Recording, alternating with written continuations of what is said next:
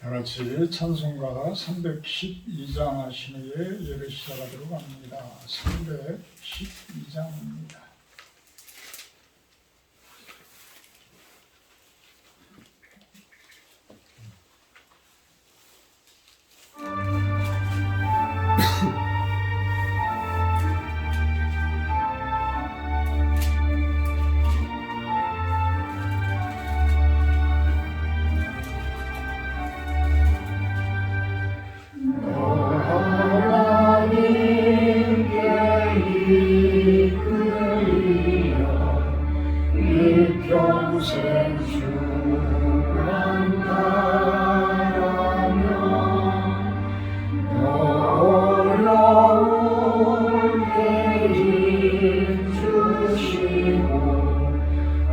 언제나 지켜주시니 주 크신 사랑 믿는 자 그 방석 위에 서리라. 너 설레는 맘 가다듬고 이만 좀 기다리면서 은혜로우신 주의 뜻과 사랑에 만족하여라. 우리를 불러주신 주 마음에 소원하신다. 조용히 묵도하시고 자기 성찰의 시간 갖도록 합니다. 묵도하십니다.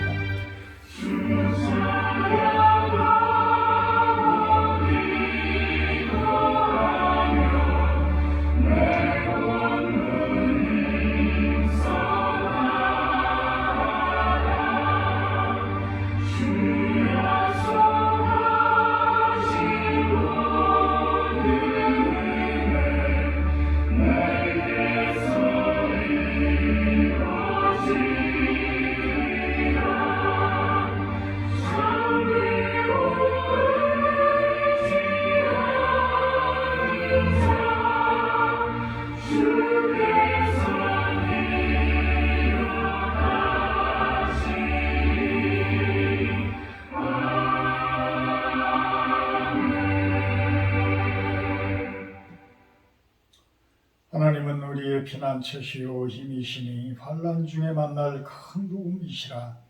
그러므로 땅이 변하든지 산이 흔들려 바다 가운데에 빠지든지 바닷물이 솟아나고 뛰놀든지 그것이 넘침으로 산이 흔들릴지라도 우리는 두려워하지 아니하리로다.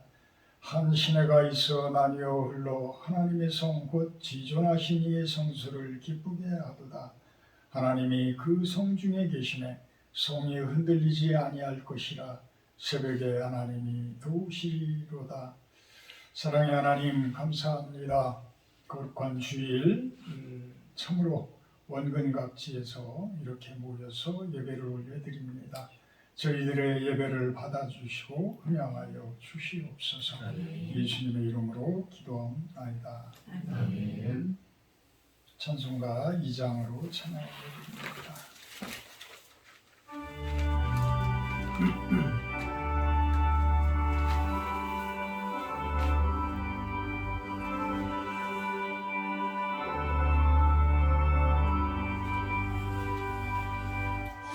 찬양 성부 성자 성령 성삼위일체들 영원 무궁하리까지 영광을 돌리세. 영광을 돌리세. 아멘.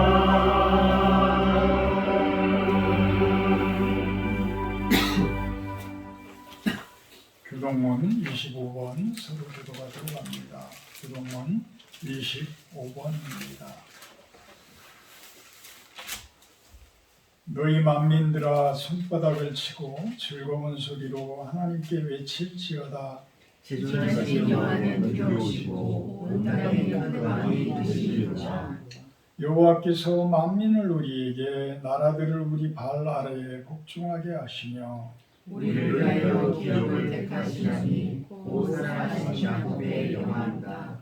하나님께서 즐거운 함성 중에 올라가시며 여호와께서 나팔 소리 중에 올라가시도다. 찬송하라 하나님을 찬송하라. 찬송하라 우리 왕을 찬송하라.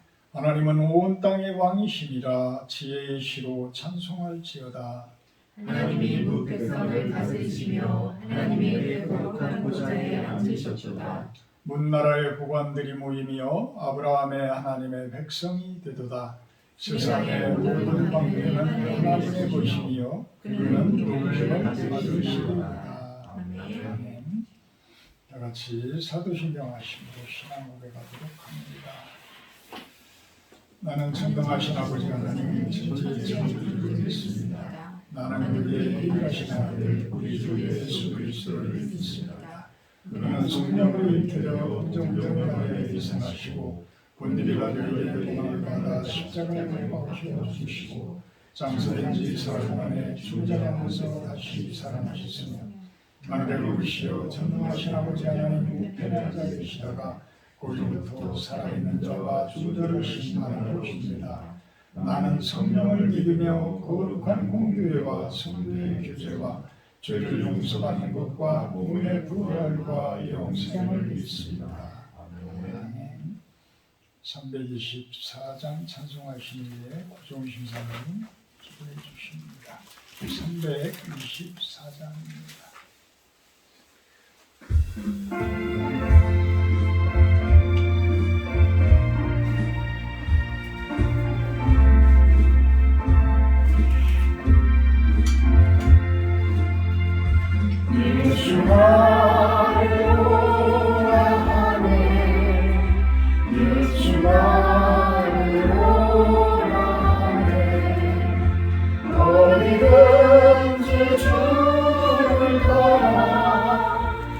주와 같이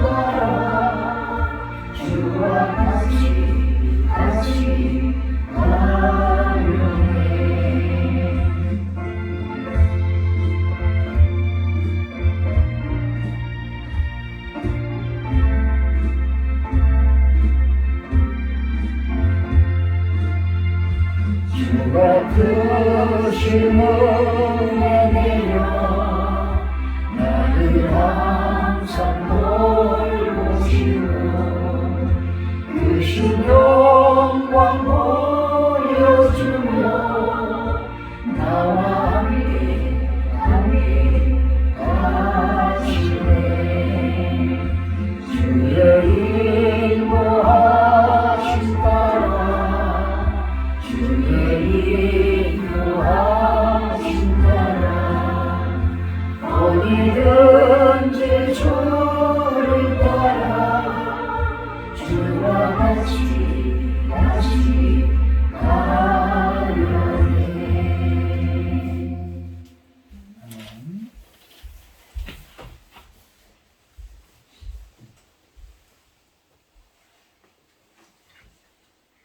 크고 기이한 일을 행하시는 하나님께 찬양과 감사를 올려드립니다. 아멘.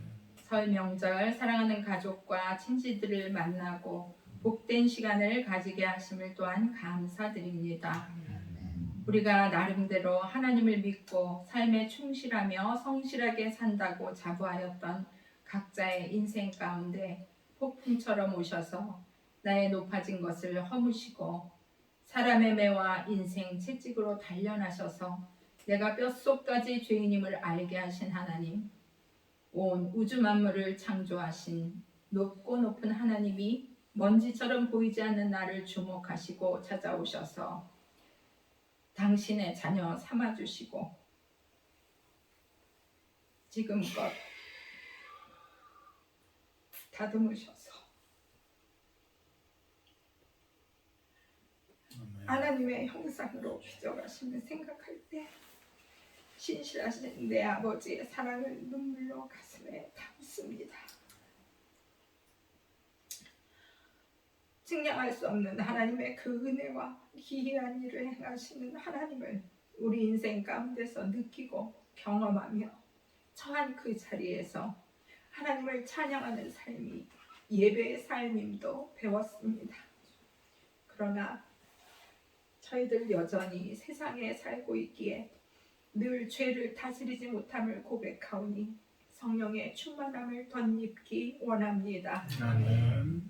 말씀이 육신이 되어 오신 그 말씀을 읽고 듣고 묵상하며 순종의 삶을 살도록 인도해 주시옵소서. 하나님도 인정하는 온전하고 정직한 의인 욥이 겪는 한계를 넘는 고난을 통해 이 땅에서 믿는 자로 어떻게 살아가야 하는지를 알게 하심을 깨닫습니다. 하나님의 전능하심과 주권을 온전히 의지하며 없는 것을 있는 것 같이 보시는 하나님께 우리가 믿음으로 반응하게 하옵소서. 실로원 교회와 EMF 선교회에 주신 전도와 선교의 사명을 전심으로 완수하기 원합니다. 이 산골짜기에서부터 러시아 연해주와 북한 선교의 작은 퍼즐을 맞춰가기 원합니다. 기도와 헌신을 통해 사역에 동참하는 우리 모두가 되어지게 인도해 주시옵소서.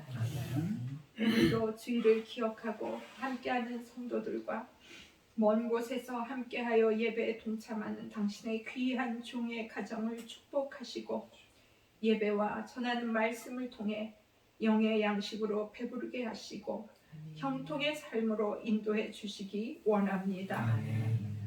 단위에 세우신 사랑하는 목사님 성령의 충만하심으로 기름 부어 주시고 귀한 말씀으로 우리의 영과 육이 살아나는 역사가 있기 원합니다. 아멘. 이 시간 마음과 뜻을 다하여 드리는 예배되기 원하옵고 모든 말씀을 사랑이신 예수 그리스도 이름으로 기도합니다. 아멘.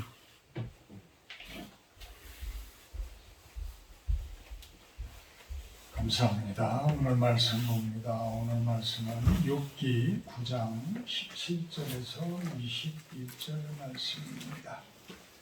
욥기 9장 17절에서 21절까지 제가 공부하도록 합니다. 그가 폭풍으로 나를 치시고 까닭없이 내 상처를 깊게 하시며 나를 숨쉬지 못하게 하시며 괴로움을 내게 채우시는구나. 힘으로 말하면 그가 강하시고 심판으로 말하면 누가 그를 소환하겠느냐. 가령 내가 의로울지라도 내 입이 나를 정죄하리니 가령 내가 온전할지라도 나를 정죄하시리라. 나는 온전하다마는 내가 나를 돌아보지 아니하고 내 생명을 천히 여기는구나. 아멘. 오늘 말씀 제목은 신앙과 신념 사이 이렇게 정해봤습니다. 신앙과 신념 사이. 욥은 오늘 본문 말씀을 통해서도 우리가 살펴보게 되면 참 당대에 가장 동방에 그 사람보다 훌륭한 사람이 없을 정도로 그렇게 하나님의 말씀을 잘 따르고 순종하는 그러한 사람이었어요. 근데 오늘 욥의 그 변론을 하는 내용들을 본문 가운데서 우리가 이렇게 보게 되면 결국은 무슨 이야기냐면 제가 아무리 의인이라고 하지만 사실은 죄인입니다. 죄인입니다. 죄인인 줄은 어느 정도 알고 있지만 그래도 나 정도의 신앙이라면 이러한 고난은 너무한 것 아니지 않습니까? 이러한 재앙은 너무한 것 아니지 않습니까? 이런 푸념스러운 그러한 변론을 하는 것을 보게 돼요. 거기에다가 또 이 위로하러 온 세 친구들은 위로하는 말씀을 적용을 한다고 그 사람들은 하는데 오히려 욥에게는 위로가 되는 것이 아니라 욥의 마음을 더욱더 상하게 만드는 그러한 모습을 보이게 됩니다. 왜 그럴까? 왜 그럴까? 그 부분에 대해서 우리는 아주 쉽게 신앙과 신념이라는 부분을 이야기를 하곤 합니다. 본문을 보게 되면 그가 폭풍으로 나를 치시고 까닭없이 내 상처를 깊게 하시며 폭풍 가운데에서 어떻게 됐어요? 7명의 아들과 3명의 딸이 잔치를 벌이다가 그 큰 바람이 와서 내기둥을 치면서 집이 무너져서 그곳에 다 깔려서 자식들이 죽게 돼요. 상상도 못할 일이에요, 사실은. 그렇잖아요. 내 자식들이 죽는다는 것. 내가 죽는 것보다 더 아픈 아마 그 상처일 거예요.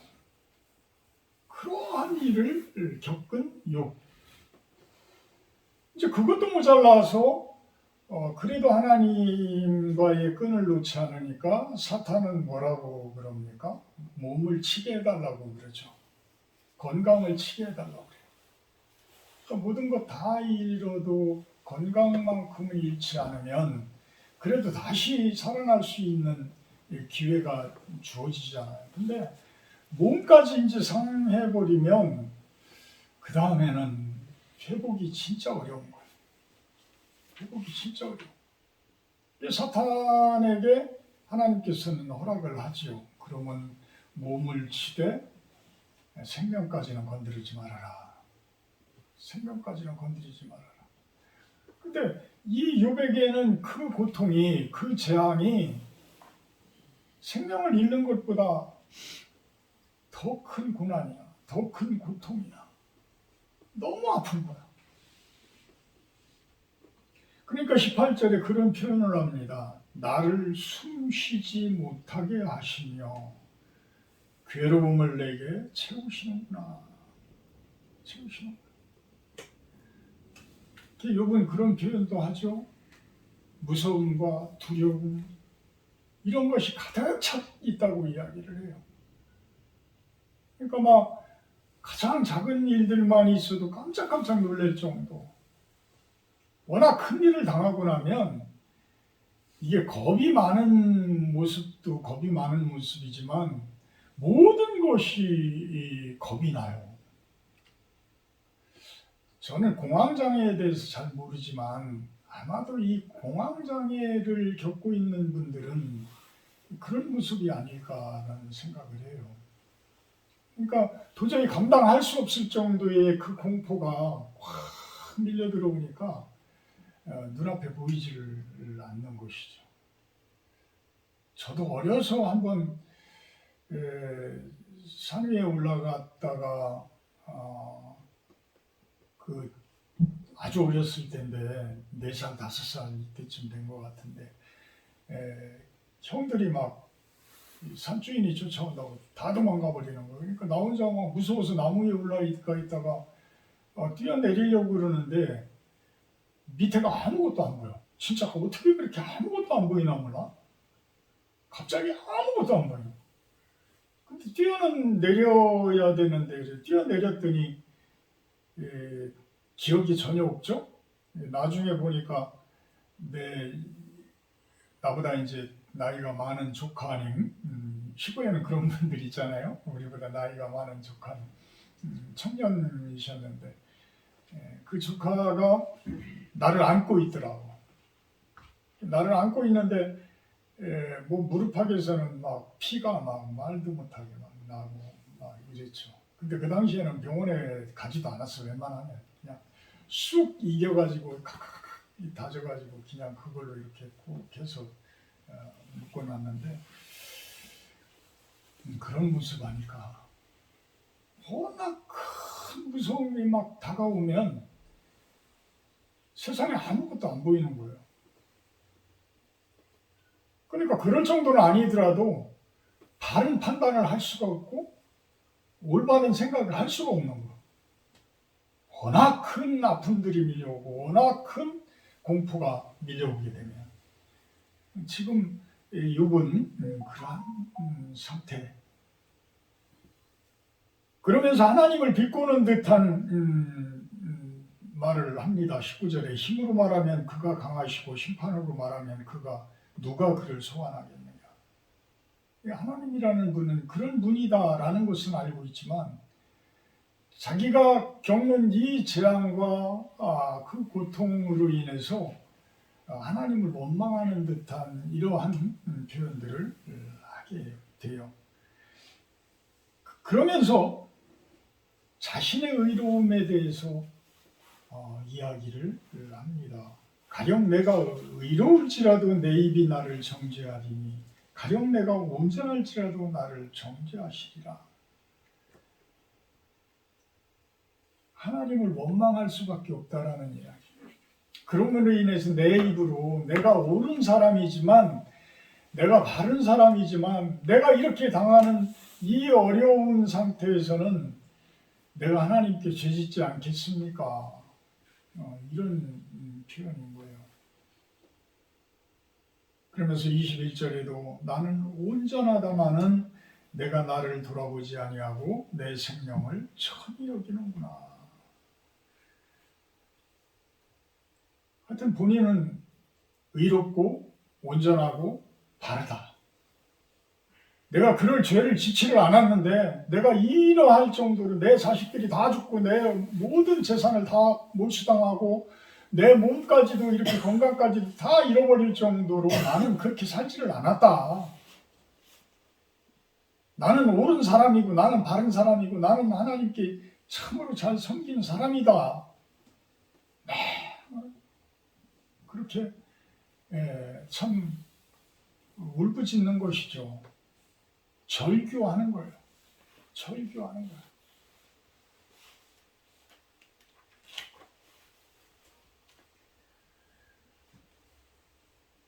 욥이나 어찌 보면 그 욥의 친구들인 세 친구나 모두가 어떻게 보면 자신들의 생각으로 하나님을 판단하고 있다. 하나님께서 우리들을 판단하셔야 되는데 우리들이 하나님을 판단하고 있어요. 어떤 것을 가지고? 내가 그동안 겪어온 바의 하나님, 내가 그동안 공부한 바의 하나님, 내가 그동안 많은 사람들에게 들어온 하나님, 내가 그동안 많은 설교 가운데에서 느껴진 그러한 하나님. 그러면 다 옳아야죠. 100% 옳아야죠. 그죠? 100% 옳아야죠. 근데 죄송하지만 욥기를 쭉 읽다 보면 참 욥도 그렇고 욥의 세 친구도 그렇고 쭉 이야기를 해나가는데 대부분은 다 맞는 이야기야. 그런데 끝나고 나면 왠지 조금 뭔가가 틀린 부분이 있어. 틀린 부분이 있어. 이게 바로 사람들의 모습이에요. 우리들의 모습이에요. 우리들의 모습이에요. 그래서 저는 정치도 그렇고 어떤 이 종교 쪽도 그렇고 편가르기를 참 싫어해요. 나부터도 한편으로 이렇게 치우쳐 있지만 그 부분들이 막 드러나고 그 부분들을 주장하고 이런 부분들을 보게 되면 참 저게 사람들의 모습인데 서로가 틀린 점들이 너무 많은데 서로가 다 맞는 것들이 아닌데 서로가 다 자신들이 맞는다고 그러고 상대는 틀린다고 그러고 서로 이런 모습들을 끊임없이 보여요. 거기에 목사님들까지도 동참을 해서 참 말도 안 되는 부분들을 동조를 하고 쫓아가고 이런 모습들을 바라보게 되면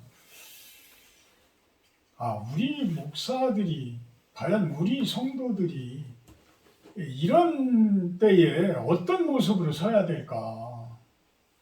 이럴 때 어떤 모습으로 서야 될까? 수도 없이 많은 분들이 한 교회 내에서도 서로 다른 정치관들을 가지고 있고 서로 다른 신학들을 추구하고 있고 이런 모습들인데 그렇다고 해서 나와 다르다고 해서 상대는 무조건 반대? 상대는 무조건 틀렸어? 아니에요. 우리 욥기를 보면서 한번 그런 것들을 우리가 깊이 한번 생각을 해보자는 거예요. 우리는 다 틀린 사람들이에요. 하나님이 보시기에. 하나님 앞에 우리는 의인이 없어.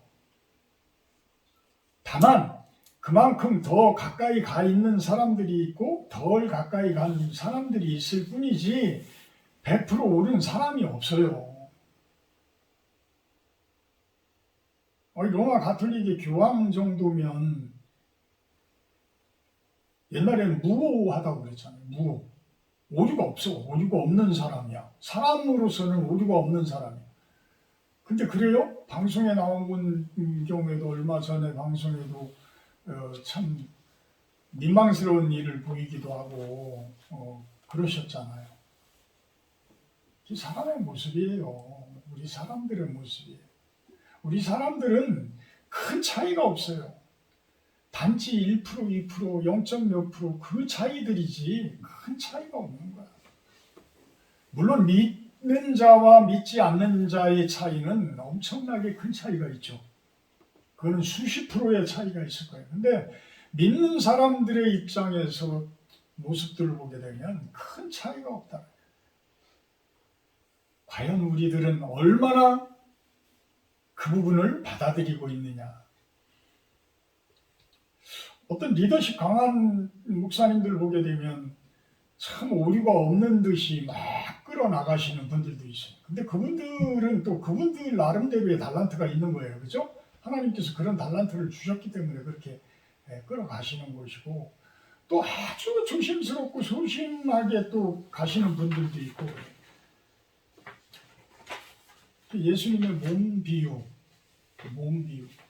우리 몸 중에서는 앞으로 막 나가려고 하는 그러한 지체들이 있는가 하면 또 그것을 뒤에서 막 챙기면서 또 너무 무리하지 않게 이렇게 또 뒤에서 보조해주는 그러한 지체들이 또 있잖아요.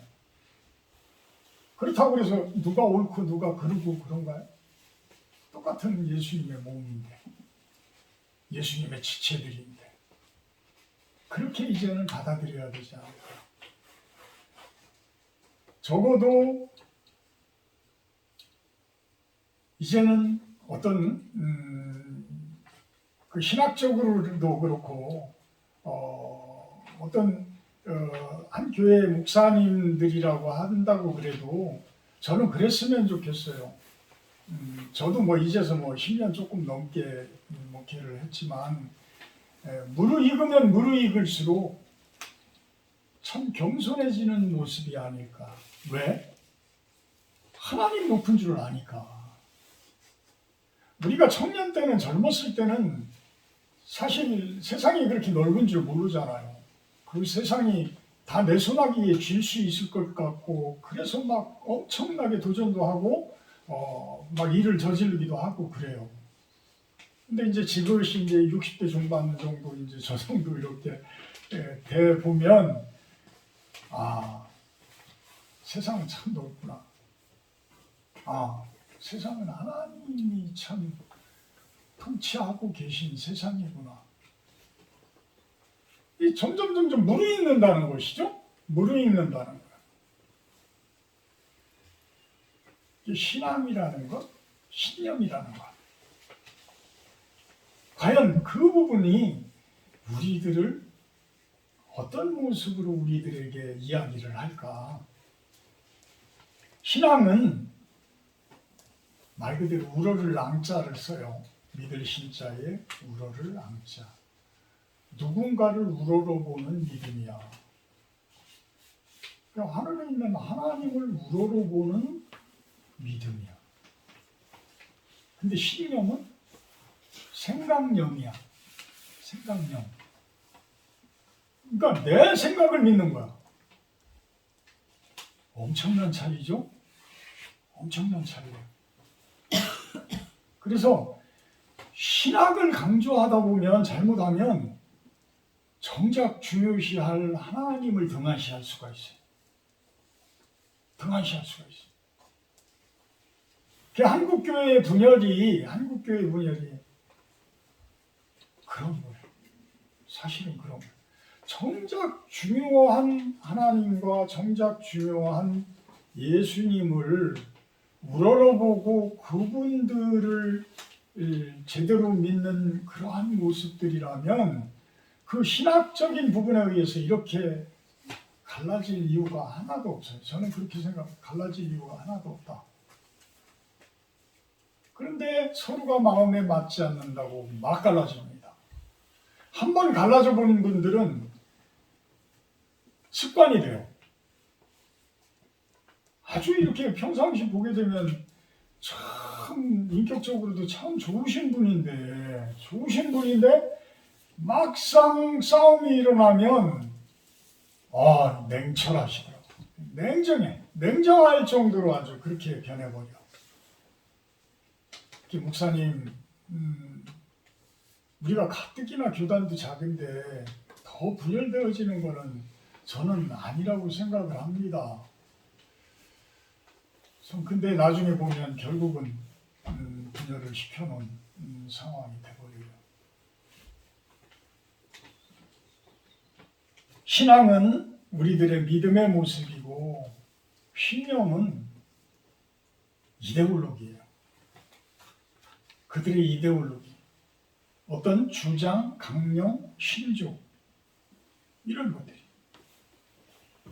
신앙은 하늘을 높이는 모습이고 하나님 중심적인 그러한 모습이라고 한다 그러면, 이 신념은 자신을 강조하고 자기 중심적인 그러한 모습이 됩니다.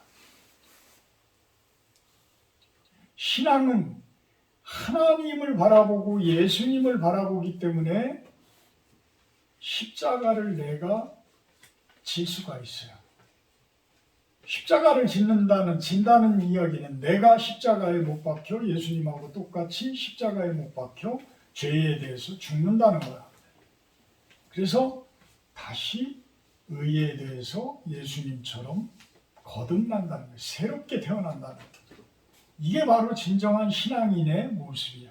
근데 신념은 신학, 정통, 경험을 강조해. 그래서 지난번 설교 때도 제가 잠깐 이야기를 했지만 우리들의 믿음을 저해하는 요소들 중에 어찌 보면 가장 큰 요소는 이 신념이 아닐까라는 생각을 해요. 그래서 내가 겪어본 그 하나님이 다인 줄 알아. 그게 전부인 줄 알아. 다른 사람들이 아무리 이야기하고 다른 사람들이 아무리 성경말 구절을 가지고 이야기해주고 다른 사람들이 아무리 설교를 해도 안 들어가. 그냥 형식적으로만 받고 나중에는 그 사람들이 정작 그 하나님으로부터 그 받았던 감동 그것이 너무 크기 때문에 그 이상은 없는 줄 알아. 그래 종말론자들이 아마도 그런 모습들 아닐까라는 생각을 해요. 예수님도 모른다고 그랬는데 그날은 예수님도 모른다고 그랬는데 그들은 알아. 그 얼마나 큰 교만이에요? 이게 바로 신념이에요. 신념.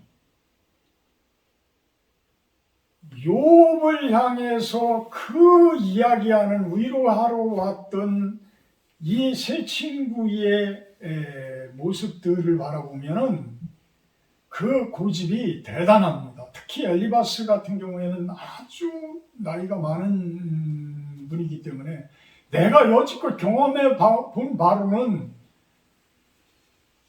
욥 당신이 죄를 졌기 때문에 이런 결과가 오는 거야.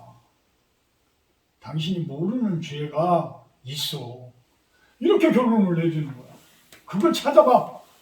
그러면 이 고난에서 헤쳐나갈 수 있어? 근사한 말 같죠?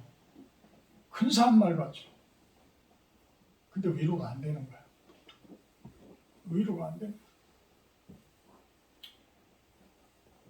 우리 은영자매라고 참 나보다 한 살 어렸던 분이 우리 교회에 속출석하고 그러시던 분, 결국은 간이 나빠서 나중에 돌아가셨는데 참 지금도 그런 생각이 들어요. 그분 앞에 이렇게 설교를 제가 할 때에 참 엘리바스 같은 설교를 내가 했다. 지금 생각해보면 그래. 그분은 거기 앉아가지고 내가 설교할 때 눈물을 철철 흘리고 있는데 참 너무 안타까워. 그냥 그분을 묵묵히 그냥 위로해주고 기도해주고 그냥 사랑해주고 이런 모습이었으면 됐는데 내가 뭐 잘났다고 막 말씀으로 그냥 어떻게 좀 그분의 생활을 좀 바꿔볼까 이런 것들이 어떤 신념적인 설교 안 했을까 이런 생각을 해보게 돼요.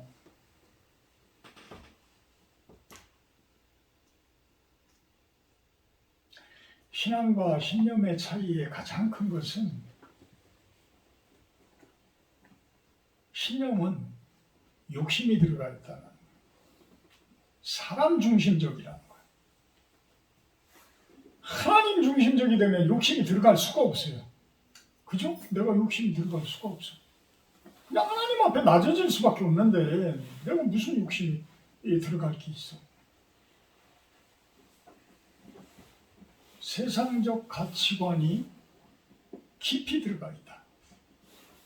깊이 들어가 있다.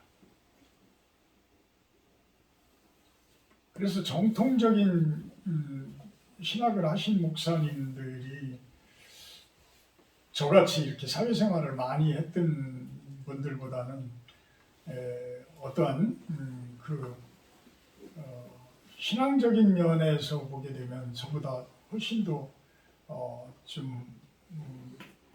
뭐라고 그럴까요? 깊지 않을까라는 생각도 해봐요.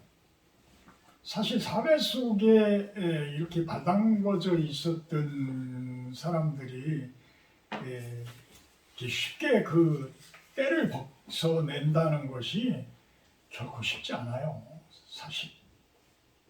그래서 어찌 보면 그것을 세상 속에 있으면서 내가 벗어내기 너무 힘들으니까 이렇게 산속까지 들어왔는지도 모르겠어요. 하나님께서 그래서 이렇게 산속으로 들여보냈는지도 몰라요. 참 그 젖어 있는 부분들이 그렇게 완전히 벗겨내기가 결코 쉽지만은 않다. 대신 우리가 여러분들도 그렇고 어떤 분들을 위로하고 어떤 분들과 동행하고 그분들과의 신학적인 부분을 나누실 때에 신념적인 부분인가 신앙적인 부분인가를 한번 그 대화 가운데서도 본인이 어디에 치우쳐 있는지를 좀 알려고 노력을 하셔야 돼요. 그래야지만 나를 이렇게 다듬어 갈 수가 있어요. 내가 무르익어 갈 수가 있어요. 그 고집을 끝까지 부리는 분들이 있는데 그 부분을 빨리 내려놓지 않으면 사실 나이 먹으면 잘못하면 이게 굳어져 버려요. 몸도 굳지만 마음도 굳어져 버려요. 오늘도 테니스 치면서 나랑 동갑내기 친구가 있는데 몸이 삐그덕거리는 게 보여. 이렇게 치다 보면 아이고 참 몸이 아프지? 내가 그런 농담도 하는데 몸도 이렇게 굳어져 가지만 마음도 굳어져 가요. 그래서 우리가 참 나이 들을수록 자꾸만 말씀으로 내 마음을 부드럽게 이렇게 다듬어 가고 이러면서 받아들일 것들도 참 잘 받아들이는 고집과 아집으로 똘똘 뭉쳐지는 그러한 모습이 돼서 이제는 그 모습을 전혀 고칠 수 없을 정도로 마음이 딱딱하게 굳어버리면 간경화랑 똑같은 거야. 그 다음에는 그걸 어떻게 할 수가 없어. 그거를 자꾸만 부드럽게 하는 것은 사실 말씀밖에 없어요. 우리 요즘에 말씀 통독 잘하는데 너무 감사한 거야. 난 너무 기분 좋아. 그래서 우리 성도님들 이 말씀 많이 보시는 것 이렇게 보면 너무 기분 좋아. 그 말씀이 내 안에 들어올 때 내 마음이 경화되어지는 것, 내 육신이 경화되어지는 것을 부드럽게 해준다. 부드럽게 해준다. 그래서 저는 참 올해 들어와서 그런 이야기들을 많이 합니다. 하나님 순리대로 살게 하소서. 순리대로 살게 하소서. 하나님께서 이끄시는 대로 그냥 순종하며 따라갑니다. 그것에 거스르지 않게 하시옵소서. 영리라는 것이 그러잖아요. 비늘이 거슬러는 모습이잖아요. 그러니까 영리는 하나님이 이렇게 순리 가운데 가게 해놓으신 프로그램에 거꾸로 간다라는 거는 그거는 얻어맞을 수밖에 없는 거예요. 얻어맞을 수밖에 없는 거예요. 그러니까 하나님을 높이고 그냥 순리대로 가는 거, 순종대로 하는 거, 순종하는 모습으로 가는 거. 의인들의 고난에는 뜻이 있습니다. 욥의 고난을 봐도 뜻이 있어요. 예수님께서 요한복음을 보게 되면 그런 9장 1절에서 3절에 보게 되면 그 내용이 나와요. 맹인된 사람, 날 때부터 맹인된 사람은 과연 그 부모님의 죄 때문입니까? 아니면 누구의 죄로 인함입니까? 라고 물어봐요. 그럴 때 예수님께서 뭐라고 그래요? 이 사람이나 그 부모의 죄로 인한 것이 아니라 그에게서 하나님이 하시는 일을 나타내고자 하십니다. 우리 주변에는 안타까운 분들이 많죠. 사실 장애를 가지고 태어났는데 참 20년 넘게 그냥 온 집안 식구들이 가진 고생을 하며 키웠는데 결국은 죽어서 결국은 죽어. 또 근육병이라는 것을 앓는 분도 제가 한번 만나봤는데 점점 크면서 근육이 없어지는 거예요. 결국은 그렇게 살다가 결국은 생을 마감을 한다고 그러더라고요. 참 우리가 질문을 해볼 내용들 아니겠어요? 과연 누구의 죄 때문입니까? 욥의 세 친구들 같으면은 결국은 그렇게 이야기하죠. 당신들이 죄를 짓지 않았으면 그 아이가 태어났겠습니까? 근데 그 말이 위로가 되는 말이 아니라 오히려 가슴을 후벼 파는 그러한 모습들이 되어져요. 그건 위로가 아니라 진짜 칼로 찌르는 그러한 모습이야. 죄를 짓는 모습이 되어지는 거야. 하나님께서는 우리가 모르는 일을 하신다. 우리가 알 수 없는 일들을 하고 계신다. 이걸 수긍을 하셔야 돼요. 이걸 수긍을 하셔야 돼요. 예수님은 요한복음 11장에 보게 되면 마리아와 마르다의 오빠인 오라버니인 나사로가 죽었을 때에 그 마르다가 절규하는 그러한 모습을 보면서 눈물을 흘리셨어요. 이 이야기는 뭐냐면 예수님도 가장 잘 따라준 제자들의 그 아픔들을 완전히 다 바꿔야만 되지, 바꿔줘야만 하는데 가장 좋은 모습을, 가장 행복한 삶을 누릴 수 있도록 해줘야 되는데 하나님의 크신 뜻 때문에 못할 경우도 있다라는 거예요. 못할 경우도 있다라는 거예요. 그러니까 예수님이 눈물을 흘리실 정도예요.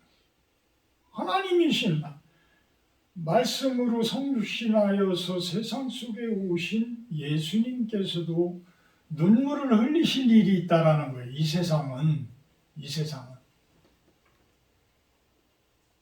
그래서 우리들은 세상 속에 힘들고 어려운 일 당하는 사람들을 내 신념대로 그들을 판단하지 말아라. 내 생각대로 그들을 판단하지 말자. 그냥 묵묵히 그들을 아픔에 동참하고 묵묵히 그들을 감싸주자. 그냥 사랑해주자. 제가 엊그저께 우리 큐티하면서 이렇게 보게 되면 거기 가훈 이야기가 갑자기 나와서 야, 진짜 가훈이라는 거를 내가 그동안은 안 해봤는데 우리가 가훈이라는 것을 한다고 그러면 써서 이렇게 붙인다라고 그러면 무엇을 할까? 무엇을 쓸까? 그래서 저는 참 남들이 다 알고 있는데요. 서로 사랑하자. 서로 사랑하자. 끝까지 사랑하자. 그래도 사랑하자. 이게 어찌 보면 예수님께서 이야기하신 율법의 완성이고 가장 큰 계명이더라고. 가장 큰 계명. 우리가 같은 식구들이더라도 참 끝까지 사랑하지 못할 경우도 얼마나 많아요. 막 서로 미울 때도 있고 막 그러죠. 그래도 사랑하자. 그래도 사랑하자. 이게 진짜 가온으로 딱 걸려 있다면 아마 그거 보면서도 화가 많이 누그러지지 않을까라는 생각을 해보게 돼요. 우리 주변에 많이 아파하시는 분들, 여러분들이 참으로 마음 깊이 이렇게 사랑해주는 그러한 실로원 성도님들이 되기를 주님의 이름으로 축복하고 축원합니다. 사랑의 하나님, 예수님께서 왜 큰 계명을 이야기하시는지를 이제는 조금은 알아갈 것 같습니다. 하나님, 우리가 세상 가운데 신령으로 살아가지 않게 하시고 진정한 신앙으로 믿음으로 살게 하셔서 참된 하나님 나라의 그 사랑을 흠뻑 전하는 그러한 우리들이 되게 하여 주시옵소서. 예수님의 이름으로 기도합니다. 아멘. 150장 찬송하며 신창식 합니다.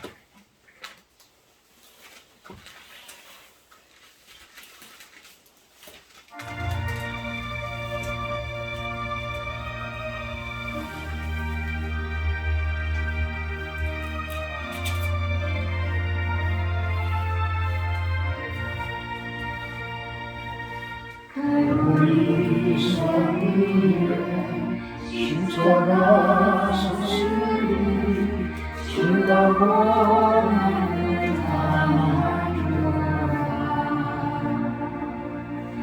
험한 십자가를 내가 사랑하는 주가 보여주는 은혜라. 주 승리를 얻기까지 주의 십자가 사랑하리. 이날을 유감받기까지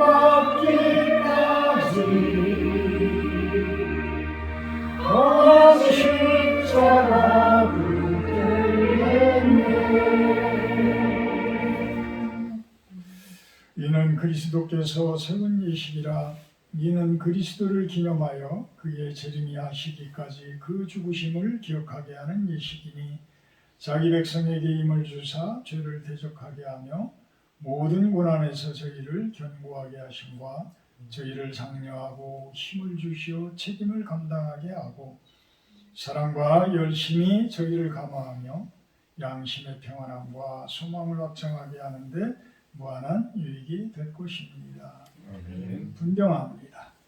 주 예수 그리스도께서 잡히시던 날 밤에 떡을 취하며 축사하시고 떼어주셨으니 나도 지금 그의 이름으로 이 떡을 나누어 주니 받아 먹으십시오. 한 분씩 나와서 받으시기를 바랍니다.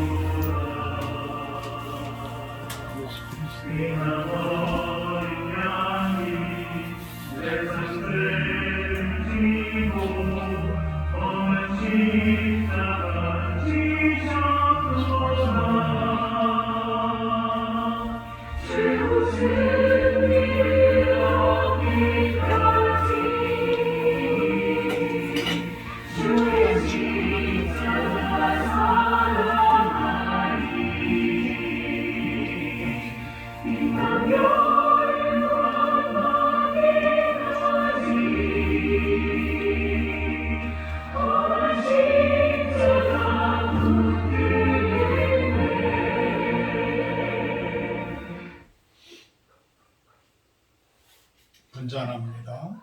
이 잔은 피로 세운 새 언약이니 많은 사람의 죄사함을 위하여 흘리니라. 이것을 행하여 마실 때마다 나를 기념하라.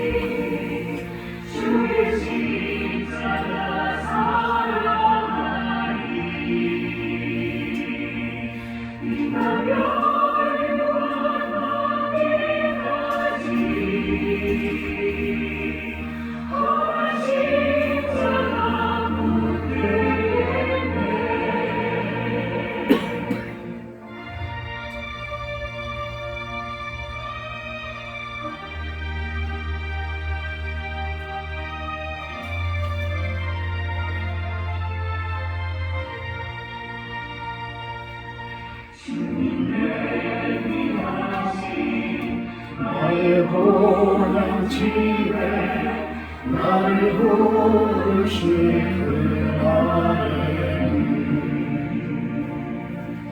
영광 주에 계시니 우리 주와 함께 내가 죽도록 충성하리.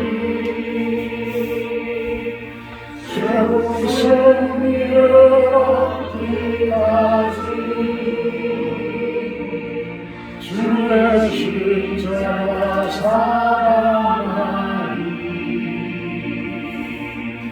인간을 구원받기까지 십자가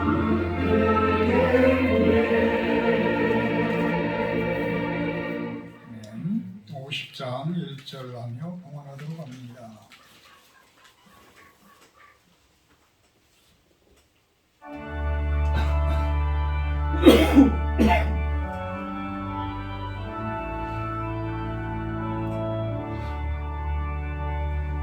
내게 있는 모든 것을 아낌없이 드리니 사랑하고 의지하며 주만 따라 살리라. 주께 드리네 주께 드리네 사랑하는 구주 앞에 모두 드리네. 아멘. 사랑의 하나님, 감사합니다. 귀한 손길들 그냥 오지 않고 이렇게 귀한 마음을 올려드립니다. 주님 나라와 주님의 영광이 되어지는 곳에 사용되어지게 하시고 그 손길들 축복하셔서 가정과 하는 모든 일이 주님의 복을 가득 받는 그런 모습 되기를 소망합니다. 감사드리며 예수님의 이름으로 기도합니다.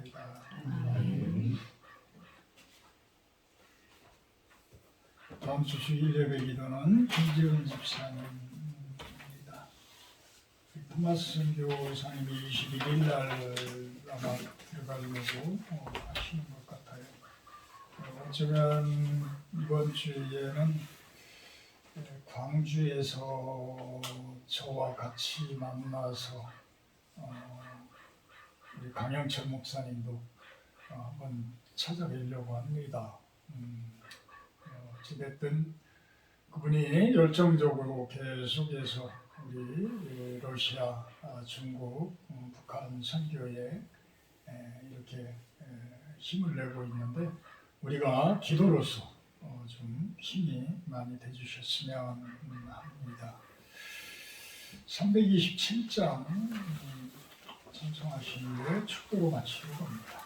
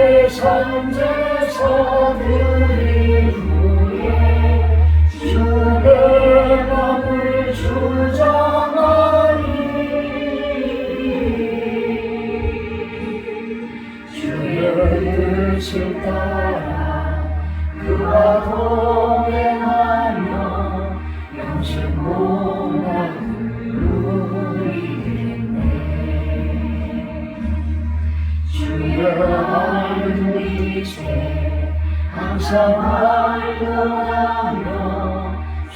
사랑을 입술했나 자유 얻으려면 주의 뜻을 따라 너의 모든 것 희생하라 주의 제단의 산제사 드린 후에 주의 마음을 주장하니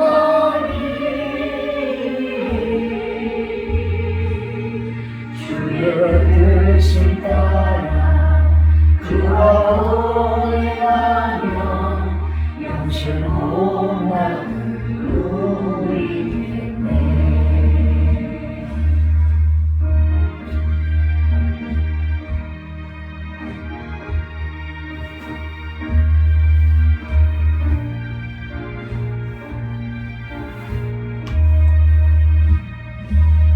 주의 재단 앞에 모두 바친 후에 주와 온전히 살겠네 주님 주신 기쁨 또한 그 사랑 얻지 말로다 영원하랴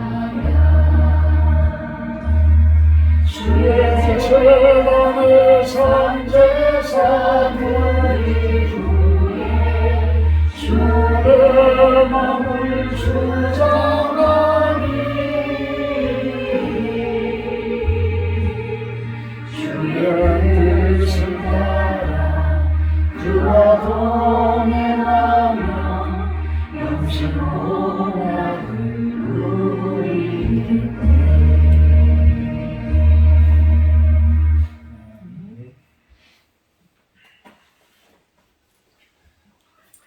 이제는 우리 주 예수 그리스도의 지극하신 은혜와 하나님의 그 크신 사랑하심과 성령의 교통 임재하심의 축복이 이곳에 모인 우리 사랑하는 실로원 성도님들 머리 위에와 또한 영상을 통해서 예배드리는 성도님들 온 세상 가운데 하나님 나라를 위해서 당신의 그 백성 위에 백성이 되어진 그분들 머리 위에 영원토록 함께하기를 간절히 축원하옵나이다. 아멘.